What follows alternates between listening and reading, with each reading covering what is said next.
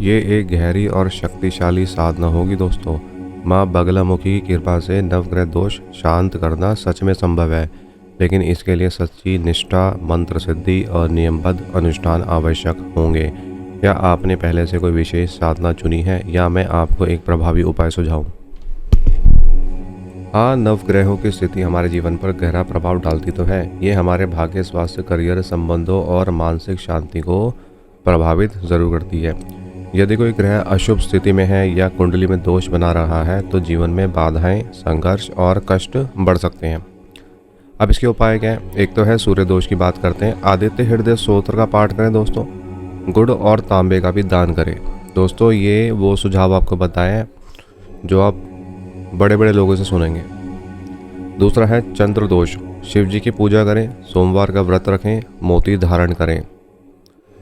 दोस्तों, मोती के बारे में अगर आपको पूछना है तो हमसे पूछ सकते हैं। मंगल दोष। हनुमान जी की उपासना करें, मसूर दाल और लाल कपड़े का दान करें। बुध दोष। गणपति पूजा करें, हरी मूंग और हरे कपड़े का दान करें। गुरु दोष की बात करते हैं। पीला वस्त्र धारण करें, केले की वृक्ष की पूजा करें। शुक्र दोष। माँ लक्ष्मी की आराधना करें, सफ़ेद चंदन और चावल का दान करें। शनि दोष। शनि मंत्र का जाप करें, काले तिल और लोहे का दान करें। राहु दोष। माँ दुर्गा की पूजा करें, सरसों का तेल दान करें। केतु दोष। गणेश जी की पूजा करें, काले कुत्ते को रोटी खिलाएं। यदि आप माँ बगलामुखी की साधना कर रहे हैं तो उनके बीज मंत्र का नियमित जाप करने से नकारात्मक ग्रहों का प्रभाव भी कम हो जाता है। क्या आप किसी विशेष ग्रह दोष का समाधान खोज रहे हैं दोस्तों, या संपूर्ण नवग्रह संतुलन के लिए उपाय चाहते हैं? तो दोस्तों, इस वीडियो में हम जानेंगे कि माँ बगलामुखी की दिव्य शक्ति कैसे नवग्रह दोष के प्रभाव को कम कर सकती है और आपके जीवन में संतुलन भी ला सकती है। जीवन में आने वाली कई परेशानियां जैसे स्वास्थ्य संबंधी समस्याएं, आर्थिक संकट, रिश्तों में तनाव अक्सर नवग्रह की अशुभ स्थिति के कारण मानी जाती है। नवग्रहों को हमारे जीवन पर गहरा प्रभाव पड़ता है और जब ये ग्रह प्रतिकूल होते हैं तो विभिन्न बाधाएं उत्पन्न होती हैं। अब जैसे कि मैंने आपको सारे दोष बताए, आपको उन सभी के उपाय कर लेने हैं। दोस्तों, इसके अलावा माँ बगलामुखी की साधना आप कर सकते हैं। ये विशेष रूप से शत्रु बाधा, कोर्ट केस और आर्थिक संकट से राहत देती है। लेकिन दोस्तों, हर कोई नहीं कर सकता है इसको। जिसके ऊपर माता की कृपा होगी सिर्फ वही कर सकता है। प्रतिदिन नवग्रह मंत्रों का जाप करने से ग्रहों की शांति होती है।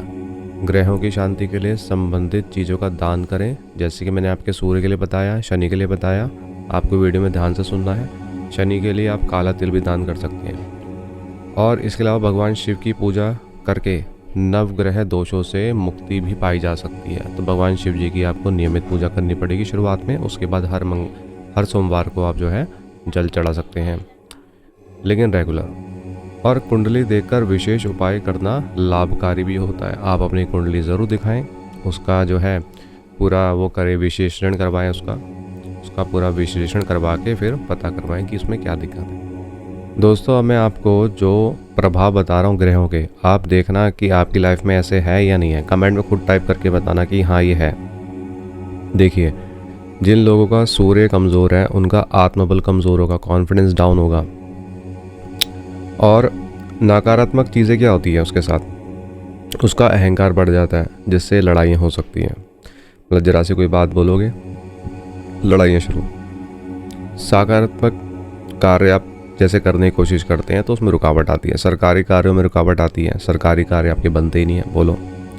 और स्वास्थ्य समस्याएं जैसे कि सिर दर्द, आँखों की कमज़ोरी, हृदय रोग और पिता से संबंध खराब हो जाते हैं। अब आप बताइए कि जिनका सूर्य कमज़ोर है उनके साथ ऐसा है या नहीं है। कमेंट में टाइप करके भी बताइए।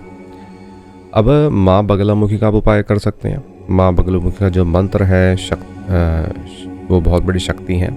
उनका जो 36 अक्षरी मंत्र है उसका भी आप इस्तेमाल कर सकते हैं, लेकिन आपको उसे 108 बार जाप करना पड़ेगा और बिना गुरु के मार्गदर्शन के गलती से भी मत कीजिएगा। तो रविवार को आपको मैंने बताया गुड़ दान करना है, लाल फूल भी आप जो है दान कर सकते हैं। जल में हल्दी मिलाकर सूर्य को अर्घ्य दे सकते हैं। दोस्तों, इतनी अच्छी चीज़ आपको बताइए। चलिए, इस बात पर कमेंट में आप हमें अपने अनुभव बताइए और हमारी वीडियो को ज़रूर लाइक कीजिए। दोस्तों, अगर चंद्र की बात करें, जिनका चंद्र कमज़ोर है उनके नकारात्मक प्रभाव क्या होते हैं? मानसिक तनाव बढ़ जाता है उनका, डिप्रेशन बढ़ जाता है, और माँ से संबंध खराब हो जाते हैं उनके, मतलब माँ से नहीं बनती घर में, और उनको नींद सही से नहीं आती, और उनको डर लगा रहता है। निर्णय लेने में उनकी क्षमता थोड़ी कमज़ोर होती है और फैसले सही से नहीं ले पाते। तो इसके लिए भी हम आपको कहेंगे, मान लीजिए अगर आप कोई उपाय नहीं करना चाहते तो माता का जो मंत्र है 36 अक्षरी या बीज मंत्र, उसका आप इस्तेमाल कर सकते हैं, और माता की कृपा होगी आपके ऊपर तो आप ज़रूर इस मंत्र का जाप कर पाएंगे। अदरवाइज़ आप कितनी भी कोशिश कर लीजिए, आप नहीं कर पाएंगे। इसके बाद है मंगल की बात करते हैं। जिसका मंगल खराब होता है, क्योंकि मंगल जो है कनेक्ट है शक्ति से, साहस से, तो उस व्यक्ति के अंदर ज़्यादा क्रोध होगा और वो ज़्यादा एग्रेसिव रहता होगा। दुर्घटनाएं उसके साथ हो सकती है, ऑपरेशन की संभावना उसकी बन सकती है, विवाह उसका देर से होगा, देरी होती चली आएगी विवाह में, और अगर उसकी शादी हो भी गई है तो उसमें लड़ाइयाँ हो सकती हैं, और वह व्यक्ति कर्ज में भी फंस जाएगा। तो आप बगलामुखी की शरण में जाइए, या हनुमान चालीसा आप पढ़ सकते हैं, उनका मंत्र जाप कर सकते हैं, और गुड़दान करें, मसूर की दाल का दान करें। अब जिनका बुध खराब है, तो यानी कि उनकी वाणी लोगों को पसंद नहीं आएगी, उसकी वाणी में दोष हो जाएगा और वो फैसले भी गलत लेगा, व्यापार में उसका नुकसान होगा, व्यापार सही से नहीं चला पाएगा। मानसिक भ्रम, यानी कि उसको हम हर चीज़ में जो है भ्रम, एक कन्फ्यूजन बनी रहेगी, उसकी याददाश्त स्ट्रांग नहीं रह पाएगी, उसकी त्वचा यानी कि स्किन की प्रॉब्लम हो जाएगी उसको, और उसको हो सकता है कि कोई व्यक्ति उसके ऊपर तंत्र भी कर दे। इसलिए दोस्तों क्या करना पड़ेगा, आपको माता की शरण में जाना पड़ेगा, और आपको साथ के साथ हरे कपड़े, मूंग की दाल का दान करना है। बुधवार को हरी सब्जियां आप जो है किसी जानवर वगैरह को खिलाएं। इसके बाद है गुरु। अगर किसी का गुरु खराब है, क्योंकि गुरु रिलेटेड है ज्ञान से और धन से, तो उस व्यक्ति को आर्थिक हानि होगी, कर्ज उसका बढ़ता चले जाएगा, गलत फैसले वो लेगा, और अध्यात्म में वो आगे नहीं बढ़ पाएगा, नीचे गिरता चला जाएगा, उसका मोटापा बढ़ जाएगा, और लीवर से संबंधित समस्याएं भी उसकी हो सकती है, और उसकी शादी में भी देरी हो सकती है। तो आप इसके लिए भी जो है माता की शरण में जा सकते हैं, और गरीबों को चने की दाल का दान ज़रूर करें दोस्तों, फिर आप देखिए कितना अच्छा लगता है आपको। और इसके बाद हम शुक्र की बात करते हैं, यानी कि सुख और प्रेम का कारक शुक्र है। अब देखिए, दाम्पत्य जीवन में आपकी लड़ाई हो सकती है, ऐश्वर्य में कमी हो सकती है, भोग विलास जो है वो आपको ज़्यादा करने का मन कर सकता है, प्रेम संबंधों में असफलता आपको मिल सकती है, आपको त्वचा की परेशानी हो सकती है। तो आप क्या करें, माता की शरण में जाएं, और शुक्रवार को जो है माता को इत्र अर्पित करें या चंदन अर्पित करें, सुगंधित वस्तुएं गरीबों को बांटें, जैसे कि परफ्यूम वगैरह, सफ़ेद वस्त्र पहने आप, और श्री सूक्त का भी आप पाठ कर सकते हैं, इससे आपका वीनस ठीक हो जाएगा। शनि की बात करते हैं। शनि अगर आपको नकारात्मक प्रभाव दे रहा है, क्योंकि शनि रिलेटेड है कर्म से और न्याय से, तो लंबे समय तक आपको संघर्ष करना पड़ेगा, बाधाएं बहुत आएंगी, कोर्ट केस या शत्रुता बढ़ सकती है आपकी किसी से, हड्डी की प्रॉब्लम, नसों की प्रॉब्लम आपकी हो सकती है, मानसिक तनाव आपको हो सकता है, डर रह सकता है। इसलिए आप माता की शरण में जाएं।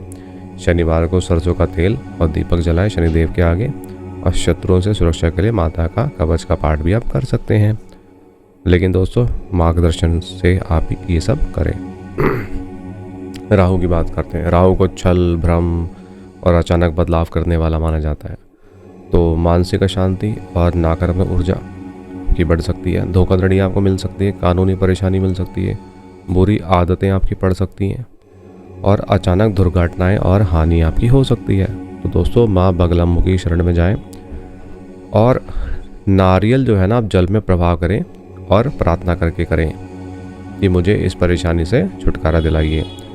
और काल सर्प दोष ठीक हो सकता है माता की शरण में जाने के बाद, लेकिन काल सर्प दोष अगर आपको है तो उसकी विशेष पूजा करवाई जाती है, उज्जैन के मंदिर में आपको करवानी पड़ेगी। दोस्तों अगर आपको विशेष उपाय पूछने हैं तो आप हमसे भी संपर्क कर सकते हैं, और आपको करियर रिलेटेड कोई भी काउंसलिंग चाहिए, अगर आप कंफ्यूज है करियर में क्या करना है, तो हम आपको उसका सुझाव दे सकते हैं, हम आपकी हेल्प करेंगे उस चीज़ में, लेकिन दोस्तों वो पेड रहेगा।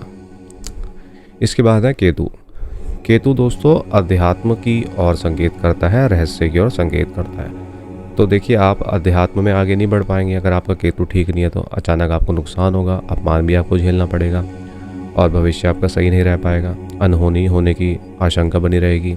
स्किन और पेट की समस्या आपकी हो सकती है। और जिन लोगों का केतु अच्छा होता है वो अध्यात्म में बहुत आगे होते हैं, उनकी इंट्यूशन पावर बहुत अच्छी होती है। अब इनके उपाय क्या करेंगे हम? वही चीज़ दोबारा से माता की शरण में जाएं और गोमेद रत्न, देखिए दोस्तों मैं आपको आज उपाय बता रहा हूँ, बहुत ज़बरदस्त बता रहा हूँ। गोमेद रत्न आप धारण करें, लेकिन इसको धारण करने का भी तरीका होता है।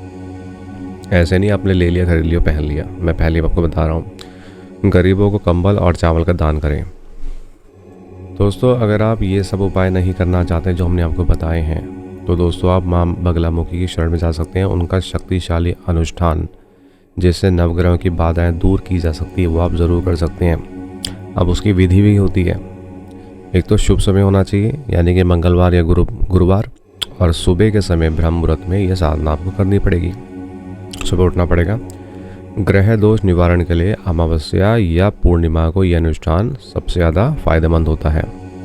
पीले वस्त्र को आपको इस्तेमाल करना है, पीला ही आसन आपका होना चाहिए, और माता को जो आप चुन्नी पहनाएंगे वो पीली होनी चाहिए। पूजा का स्थान पर माँ बगलामुखी की प्रतिमा या चित्र आपको स्थापित करना पड़ेगा। हल्दी से रंगा हुआ कपड़ा बिछाएं और पीली पुष्प यानी कि जो फूल है वो या फिर माला पीले रंग की उनको आप चढ़ाएं। और दोस्तों आपको संकल्प लेना पड़ेगा, यानी कि आपको अपना नाम, पिता का नाम और अपना गोत्र बोल के कि आप नवग्रह की परेशानियों से मुक्ति पाने के लिए ये संकल्प लेने जा रहे हैं। और आप इतनी मात्रा में रोज़ माँ का मंत्र जाप करेंगे और इतने दिनों तक करेंगे। तो दोस्तों कम से कम आपको 11 दिन तो करना पड़ेगा। और आपको रोज़ जो है 11 माला करनी पड़ेगी। 11 माला नहीं कर सकते तो 5 माला कम से कम करनी पड़ेगी। और दोस्तों मंत्र अलग अलग हैं, आपको मार्गदर्शन से ही वो मंत्र प्राप्त करने हैं किसी गुरु के अंडर में, तब जाके आप वो स्टार्ट कर सकते हैं। और दोस्तों जब दीपक जलाएं तो आप सरसों के तेल का जलाएं, और उसमें जो आप बत्ती लगाएंगे वो पीली होनी चाहिए। अगर पीली बत्ती नहीं मिलती मार्केट से तो आप सफ़ेद बत्ती को हल्दी में भिगोकर उसको सुखा के पहले से रख लें, और फिर पूजा के टाइम पे उसको इस्तेमाल करें। उसको ही दीपक पे जलाना है और हल्दी की माला से ही माता का पूजा करना है, यानी कि मंत्र जाप करना है। और दोस्तों मान लीजिए अगर आप असमर्थ हैं, इतनी ज़्यादा माला नहीं कर सकते, मंत्र बहुत बड़ा है, तो दोस्तों आप 5 भी नहीं कर सकते, कोई बात नहीं, आप 3 कीजिए।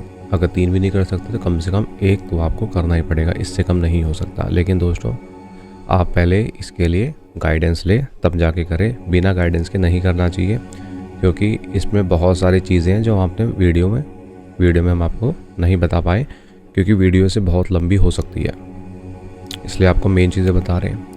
क्योंकि इस मंत्र को करने के लिए बहुत सारी चीज़ें पहले से करनी पड़ती हैं, इतना ही नहीं जो हमने बताया। और दोस्तों इसके बाद आप हवन भी करेंगे जब आपकी पूजा पूरी हो जाती है 11 दिन की, यानी कि आपने रोज़ 1 माला करी है 11 दिन तक। और ध्यान रखिए टाइम आपका फिक्स होना चाहिए, टाइम को चेंज नहीं करना।